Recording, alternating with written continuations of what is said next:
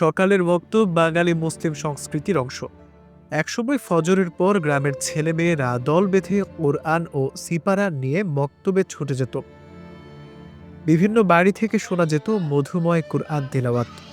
ছোট বড় সবাই মিলে মসজিদে কোরআন সহ দিনের মৌলিক বিষয়গুলোর শিক্ষা অর্জন করত। কিন্তু আওয়ামী লীগ সরকারের গত ১৫ বছরের শাসনামলে অনেকটাই হারিয়ে গেছে বাঙালি মুসলিম সংস্কৃতির এই অংশ। ফ্যাসিস্ট শাসন থেকে রক্তের বিনিময়ে মুক্ত হয়েছে বাংলাদেশ। আওয়ামী লীগ এই দেশ থেকে বাঙালি মুসলিম সংস্কৃতি মুছে ফেলতে চেয়েছিল। ঘরে ঘরে পৌঁছে দিতে চেয়েছিল ভারতীয় হিন্দুত্ববাদী সংস্কৃতি।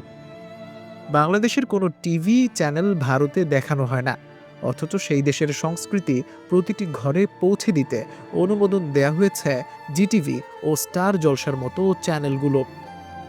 আওয়ামী লীগ শুধু এতটুকু করেই ক্ষান্ত হয়নি, কোথাও কোরআন শিক্ষার দর্শ হলে সেটা দমনেও সিদ্ধহস্ত ছিল তারা। গত ১০ই মার্চ পবিত্র রমজানকে স্বাগত জানিয়ে ঢাকা বিশ্ববিদ্যালয়ের বটতলায় কোরআন তিলাওয়াত অনুষ্ঠানের আয়োজন করে আরবি সাহিত্য পরিষদ। আয়োজনের সঙ্গে সম্পৃক্ত শিক্ষার্থীদের কেন শাস্তি দেয়া হবে না তার জবাব চেয়ে গত ১৩ই মার্চ আরবি বিভাগের চেয়ারম্যানকে চিঠি দিয়েছিলেন কলা অনুষদের সদ্য সাবেক ডিন অধ্যাপক ডক্টর আব্দুল বাসির। কেউ নামাজ আদায় করলে, ধর্মীয় অনুশাসন মেনে চললে বা ভারত বিরোধী মনোভাব প্রকাশ করলেই দেয়া হতো জঙ্গি ট্যাগ, নেওয়া হতো রিমান্ডে, বাধা দেয়া হতো ধর্মীয় মাহফিলেও। এমনকি আওয়ামী দুঃশাসনে সবচেয়ে বেশি নির্যাতন আর নিপীড়নের শিকার হয়েছে আলেম সমাজ।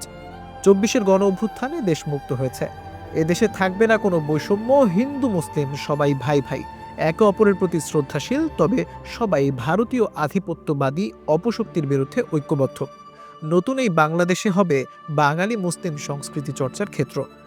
সকালের মক্তবগুলো আবার চালু হবে, শিশুরা মক্তবে যাবে, ছোট বড় সবাই মিলে কোরআন শিখবে। প্রত্যেক ঘর থেকে সকালে ভেসে আসবে কোরআনের মধুর সুর। আল মাহমুদ, দৈনিক দিগন্ত, ঢাকা।